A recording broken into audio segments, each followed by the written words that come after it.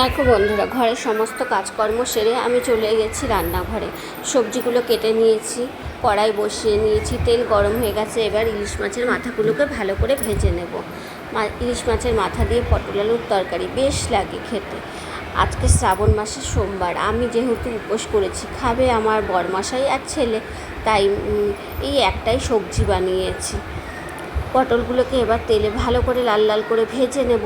ভেজে নিয়ে পটলটা ভাজা হলে দেখো আলুগুলোকে দিয়ে দিচ্ছি। আলুগুলোকেও বেশ পটলের সাথে ভালো করে লাল লাল করে ভেজে নেব। ভেজে নিয়ে ভালো করে ভেজে এক ফাঁকে আমি জিরে, আদা, কাঁচা লঙ্কা, টমেটোটা পেস্ট করে নিলাম। তারপরে ওর মধ্যে দিয়ে দিয়েছি লঙ্কার গুঁড়ো, একটু হলুদের গুঁড়ো আর নুন। মশলাটাও দিয়ে দিলাম। এবার ভালো করে আমি সবজিটাকে কষিয়ে নেব। পটল আলুটাকে ভালো করে কষিয়ে নেব। কষিয়ে নিয়ে মাথাটাও দিয়ে দিয়েছি ওর মধ্যে। দেখো বন্ধুরা, কষানো কিন্তু হয়ে গেছে। এবার আমি জল দিয়ে দেবো।